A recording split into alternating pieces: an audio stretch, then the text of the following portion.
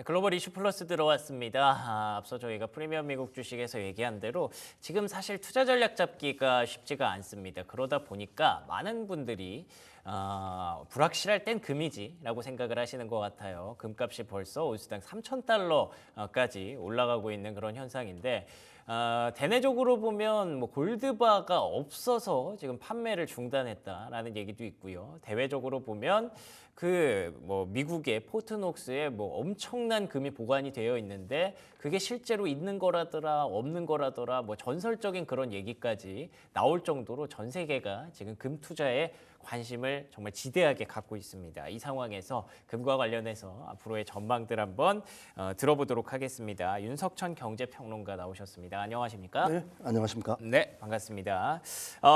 금값이 진짜 금값이 된 느낌이에요. 네. 계속 고공행진을 하고 있더라고요. 일단은 뭐 트럼프 대통령의 당선 그리고 취임 전후의 움직임이 좀 더 촉발이 된 것 같은데 어떻게 보고 계십니까? 금은 뭐 대표적인 안전자산이지 않습니까? 그렇죠. 그래서 이게 사실은 그 몇 가지 경우가 있을 때 그게 딱 합쳐질 때 오르는 경향들이 사실 있어요.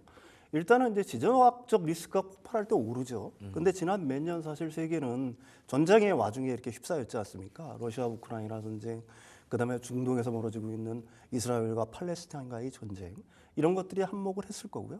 또 인플레이션 해지 기능이 있지 않습니까? 그렇죠. 그러니까 코로나 팬데믹 이후에 우리는 21세기에 들어서 전혀 볼 수 없었던 인플레이션을 봤잖아요. 그거에 대한 이제 해지로 사실은 올랐다라고 얘기할 수가 있는 거죠.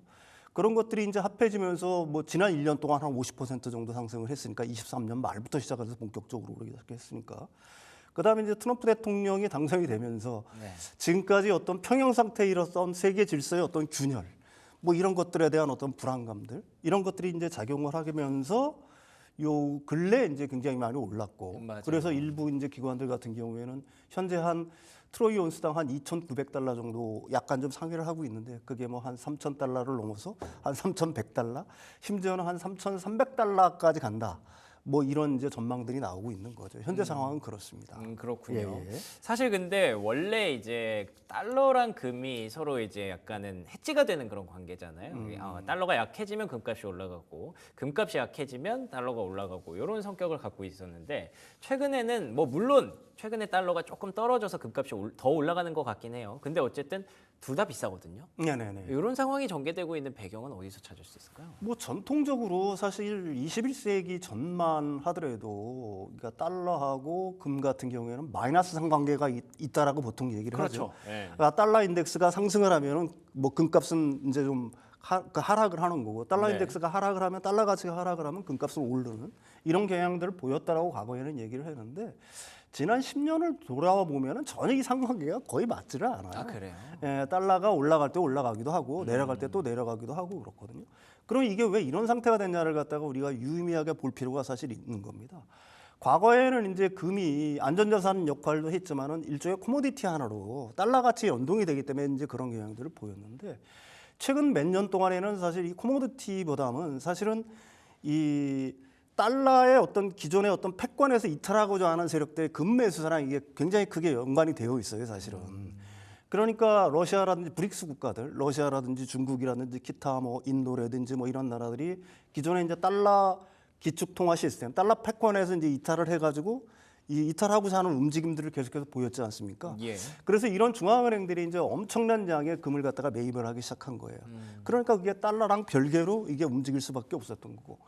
또 하나는 이제 실수요자들이 굉장히 많이 붙었다는 얘기죠. 특히 뭐 ETF를 통해서 이제 그 금에 접근하기가 한창 쉬워진 측면도 있지만 그보다 더 근본적인 이유는 금을 기본적으로 좋아하던 그 국가들, 인도 국민이라든지 중국 국민들이 사실은 이 국민 소득 자체가 높아지면서 과거에는 금에 접근할 수가 없었는데 이제는 좀 한층 쉽게 금에 접근할 수 있는 어떤 소득 기반이 많이 돼 있다는 얘기죠. 이게 확실히 좀 많이 패러다임 바뀌었네요. 그렇죠. 과거와는 그러니까 이 과거에는 어떻게 보게 되면은 달러와 마이너스 상관관계를 갖고서 움직였다라고 하게 되면 최근의 경향들을 보게 되면은 그런 움직임과는 전혀 별개로 이런 어떤 수급의 어떤 영향들 이런 것들이 이제 지금 금값이 많이 반영을 하고 있다 이렇게 볼 수가 있겠죠. 어떻게 보면은 되게 단순하게 생각을 했었는데 그 단순함이 이제는 좀 사라지고 여러 가지로 수급이 곳곳에서 들어오는 영향도 있을 것 같고요. 뭐 ETF 여기저기 생긴 것도 영향이 있을 것 같고 단순하게 달러 떨어질 때 금 오른다, 금 떨어질 때 달러 오른다 이렇게 해석하면은 이제 안 될 것 같기는 합니다.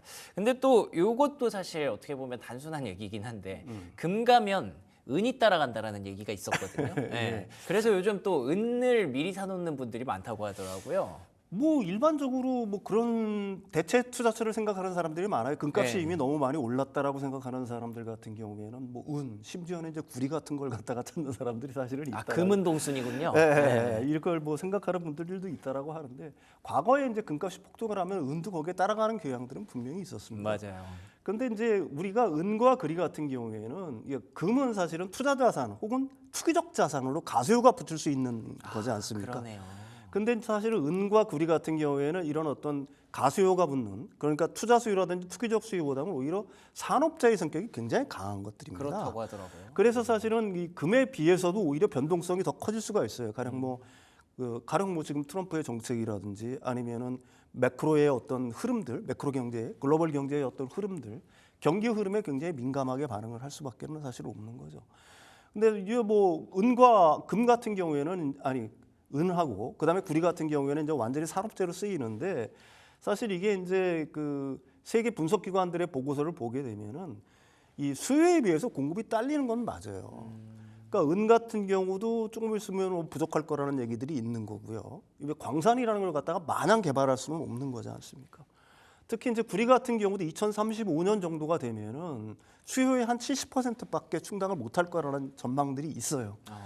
그래서 이제 뭐 단순히 이제 수요와 공급의 논리로만 놓고 본다고 하더라도 충분히 올라갈 수 있는 개연성들은 있다. 가령 지금 은 같은 경우에는 온스당 33달러인데 이게 장기적으로 뭐 한 50달러까지 올라갈 수가 있다. 그다음에 구리 같은 경우도 지금 뭐 제가 알기로는 한 약 톤당 9,000달러 정도 하는데 이게 이제 톤당 한 17,000달러 정도까지 상승할 여력이 있다라고 예상들은 해요.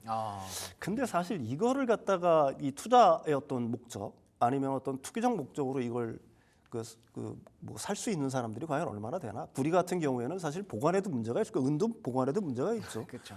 뭐 ETF 투자라든지 이런 건 얼마든지 할 수가 있겠지만 단지 이걸 투자를 할 때는 사실은 단기적인 변동성들을 감내할 수 있는 배짱이 있어야 될 거다. 일단 저는 그렇게까지는 생각을 합니다. 알겠습니다. 네네. 뭐 일단 하도 난리니까 금이 난리니까 이렇게 은과 구리에도 관심이 꽂힐 수밖에 없는 것 같은데 이에 대해서는 말씀해 주셨던 대로 제가 듣기로도 이제 경기 쪽에 더 영향을 많이 받는다고 하더라고요. 근데 최근에는 경기가 뭐 그렇게 좋다고 할 수 없는 상황이기 때문에 은과 구리 가격은 반대로 생각해 보면 그렇게 많이 따라가지 못할 수도 있겠다. 어느 정도 컨센서스 좀 가져가셔야 될 것 같습니다. 그러면 디지털 금은 어떻습니까? 비트코인. 그러니까 비트코인을 갖다가 우리가 디지털 금이라고 얘기를 하죠. 네. 근데 이제 금이라고 하게 되면은 사실은 뭐 우리가 금이라는 것도 장기적으로 놓고 보면 엄청난 변동성이 사실은 있어요. 그렇죠. 근데 이제 사실 변동성의 주기 자체, 그러니까 진폭 자체는 그렇게 많지는 않거든요. 금 같은 경우는 한번 뭐 추세가 한번 형성이 되면은 최소 몇 년 동안 이렇게 가는 경향들이 있습니다. 근데 비트코인 같은 경우는 그렇지는 않죠. 아직도 굉장히 큰 어떤 변동성이 있으니까 그러니까 호재에 제일 먼저 반응하고 악재에 제일 먼저 반응하는 경향들이 있어요. 그러니까 이걸 갖다 디지털 금이라고 현재 수준에서는 평가할 수 있느냐 하는 거에는 뭐 저는 개인적으로 의문의 여지가 있는 거고 이게 단지 이제 진짜로 디지털 금이 되려고 하게 되면은 지금보다 개인들이 갖고 있는 가령 뭐 비트코인에 대한 어떤 개인들의 포지션이 많이 줄어야 되겠죠. 다른 말로 얘기하면은 기관의 참여가 지금보다 더 늘어나고 ETF라든지 이런 걸 통한 어떤 개인들의 참여가 더 늘어나는 순간에 지금도 이제 과거랑 비교를 하게 되면 사실 비트코인 같은 경우도 지난 한 뭐 몇 년, 과거 한 10년 뭐 이년 정도, 과거 한 5년, 10년 전과 비교하면 변동성이 많이 줄은 거는 사실이죠. 그럼요. 예, 그렇지만 그럼에도 불구하고 이게 진정한 디지털 금이 되려고 하게 되면은 과거의 보담도 또 현재 보담도 변동성이 훨씬 더 완화해야 된다. 이런 것들은 상당한 시간이 좀 필요하지 않을까 뭐 그렇게 생각을 합니다. 그렇군요. 네. 그러니까 금이라는 그 이름 자체에 의미하는 바가 분명히 있는 것 같아요. 이제 금이 그냥 황금색, 뭐 빛나는 물건 그게 아니라 그만큼 확실한 가치를 갖고 있고 확실한 안전자산이어야 금이라는 별명을 좀 불러줄 수 있나 봅니다. 그래서 아직까지 비트코인이 디지털 금이라고 불리기에는 여전히 변동성이 좀 크다라는 관점에서 완전한 안전자산이라고는 볼 수 없는 거죠. 예. 다시 그러면 금 얘기로 좀 돌아가서 일단 앞에서 저희가 오프닝에서 잠깐 얘기한 대로 뭐 전망이 3,000달러가 넘어간다, 3,300달러 얘기 나온다 이러고 있는데 평론가님께서는 냉정하게 어느 정도 좀 보고 계신지 조금 궁금하네요. 이게 트럼프 일기 때랑 비교하시는 분이 많아요. 트럼프 일기 때 한 55% 정도 그랬군요. 올랐으니까 이번에도 그 정도는 올라가지 않을까. 뭐 이런 생각들 하시는 분들이 굉장히 많은 것 같아요. 근데 이제 트럼프 일기 때 상황을 우리가 유심히 돌아보면은 이제 몇 가지 우리가 고려해야 될 점이 있습니다. 사실 금은 2011년 정점을 찍은 후에 1,900달러 정도 했어요. 이 트럼프가 집권하기 일기가 시작되는 2017년까지 쭉 내림세를 보입니다. 그러니까 지금과 완전히 반대 상황이에요. 그리고 지금은 어때요? 지난 1년 동안 23년 말부터 해가지고 엄청 가파르게 오르는 상황이잖아요. 그러니까 이게 약간의 차이점이 있다는 점을 여러분들이 인식하실 필요가 있다는 얘기입니다. 트럼프 일기 때는 완전히 내림세에서 시작을 해서 55%가 올라간 거고, 지금은 오름세에서 이 트럼프 2기가 시작돼 있단 말입니다. 그 움직임이 또 달라질 수 움직임이 얼마든지 달라질 수 있다는 점을 갖다가 여러분들이 인식을 해야 될 필요가 있는 거고요. 그럼 트럼프 일기 때는 어떤 현상이 또 벌어졌죠? 트럼프 일기 때는 기존의 세계 질서가 완전히 바뀌는 느낌을 받았어요. 그러니까 21세기까지 쭉 초까지 계속해서 유지되던 세계의 흐름을 트럼프 대통령이 시작하면서 일기를 시작하면서 완전히 그 흐름을 뒤엎어 버린 거예요. 그러니까 세계화의 흐름을 완전히 단절시켜 버렸습니다. 근데 지금은 어때요? 사실은 그때보다는 지금이 제가 생각하기엔 충격은 좀 덜할 거라고 저는 보고 있거든요. 물론 지금 트럼프 2기가 시작되면서 기존의 평행 질서를 더 깨려는 어떤 더 과격한 언어들이 세계를 갖다가 지배하고 있고, 트럼프 대통령은 그런 식의 언어를 갖다가 구사를 하고 있지만, 레토릭을 구사를 하고 있지만, 트럼프 1기 때는 기존에 진행되는 어떤 세계화의 어떤 기존 질서를 완전히 깨버리는 충격들이 있었던 거고, 그랬죠. 지금은 그때보다는 충격이 좀 덜하지 않을까. 뭐 맞아요. 저는 개인적으로 그렇게 생각을 해요. 그렇다면 이게 금값에 과연 어떤 영향을 미칠지, 일부에서는 사실은 뭐 지금 3,100달러, 한 3,300달러 정도까지도 심지어는 얘기를 하는데, 네. 우리가 지금 지난 23년부터 가파르게 올라왔다는 점을 갖다가 고려해야 될 필요가 분명히 있을 거다. 뭐 저는 그렇게 생각을 합니다. 알겠습니다. 뭐 일단 지금 좋다고 하니까 다들 뭐 포모 현상 올 정도로 금이 없어서 못 판다는 얘기가 돌 정도로 이렇게 난리가 나기는 했는데, 오히려 이럴 때 항상 되짚어 보면 그때가 항상 위기가 시작되는 경우가 좀 있더라고요. 뭐 아직 금이 위기라는 말씀 드리는 건 아니지만 그래도 조금 주의도 필요한 구간이다라고 얘기를 해주신 것 같네요. 그래서 그런지 우리나라 대한민국은 한국은행은 조금 금 사는 것에 있어서 유보적인 태도를 보였다고 하더라고요. 이에 대해서는 어떻게 평가하시는지요? 뭐 저는 한은의 입장에 어느 정도 동의, 이해는 좀 하는 편이에요. 한은은 이제 외환 보유고를 운영하는데 몇 가지 원칙이 있죠. 그 중에 이제 뭐 안정성, 유동성, 수익성을 갖다가 이제 원칙으로 하는데, 이건 뭐 어느 나라나 사실 마찬가지입니다. 그렇겠죠. 근데 한은 입장에서 유동성이 중요한 이유는, 다른 말해서 황금성이 중요한 이유는, 우리나라 한은이라든지 재정당국 같은 경우는 환시장에 좀 자주 개입을 하는 편이잖아요. 사실 이 외환 변동성이 너무 크니까. 그러니까 이 금을 갖다가, 실물금을 갖다가 갖고 있으면 이게 황금성이 문제가 되지 않습니까? 그런 측면에서 이제 금 보유를 갖다가 주저하는 경향들이 있다. 이게 첫 번째 이유고요. 두 번째 이유는 이제 사실 한은 같은 경우에는 이 금의 높은 변동성이 한번 된 적이 있어요. 그래요? 왜 그러냐면 2011년에서 2013년까지 총 90톤의 금을 매입을 했었습니다. 그러니까 아까도 얘기했지만 2011년에 그 온스당 1,900달러로 고점을 찍었었어요. 근데 이게 2015년에 얼마까지 떨어지면 1,000달러까지 떨어집니다. 온스당. 반토막이 났네요. 그러니까 거의 반토막이 난 거죠. 그러니까 2011년에서 2013년에는 외환 보유고의 여유도 있었지만은 어쨌든 금을 갖다가 이렇게 한 90톤 정도를 샀는데 그게 급락을 하면서 이제 여러 가지 비판에 이제 뭐 휩싸이게 된 거죠. 그랬군요. 그러니까 하는 입장에서는 좀 주저하는 경향이 있었을 것 같고요. 그리고 금이 과연 다른 자산 클래스에 비해서 이게 수익성이 높느냐 하는 걸 갖다가 한원은 고민을 하는 것 같아요. 뭐 저도 일종의 그런 지점을 갖고 있습니다. 사실 2011년에 1,900달러는 인플레이션을 고려하면 24년 8월에 한 2,500달러 온스당, 그때랑 똑같은 금액이에요. 이게. 그러네요. 예. 그리고 지금 그 금액으로 해서 지금 400달러 오는 거예요. 2,900달러면. 그럼 2011년부터 계산을 한다고 하더라도 지금 몇 년이죠? 한 10몇 년 만에 한 400달러 정도가 올랐다라고 하게 되면은 이게 과연 기타 주식이라든지 매력이 아니면 있는가? 채권이라든지 이런 거에 대해서 과연 매력이 있는 거냐.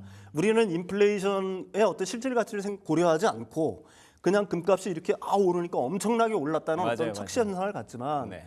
인플레이션을 고려하면은 다른 자산 클래스에 비해서 이게 과연 많이 올랐느냐 하는 거에 대해서 어쨌든 하나는 의문을 갖고 있는 거고요. 그래서 이제 한원의 금 보유량은 뭐 2013년에 한 32였는데 지금 한 38위 정도.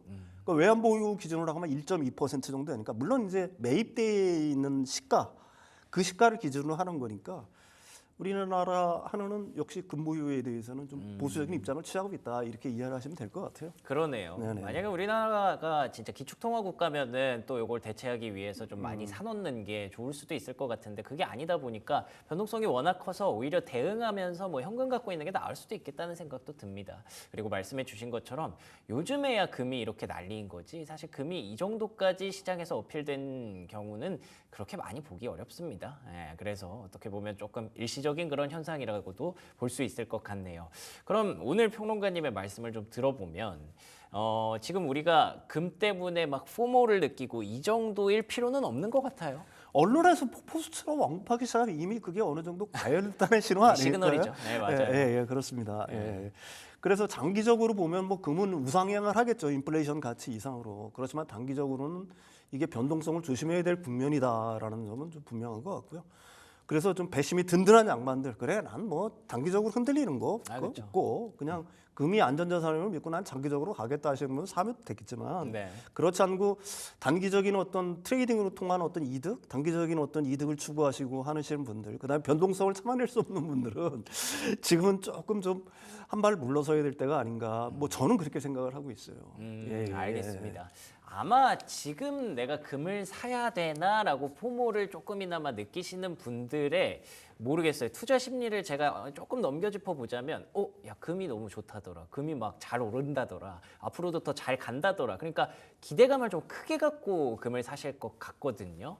근데 사실 금이라는 상품이 그렇게까지 탄력적으로 움직이지 않습니다. 뭐 지금도 말씀해 주신 것처럼 최근에 단기적으로 급등을 하다 보니까 언론에서 좀 난리가 난 거지.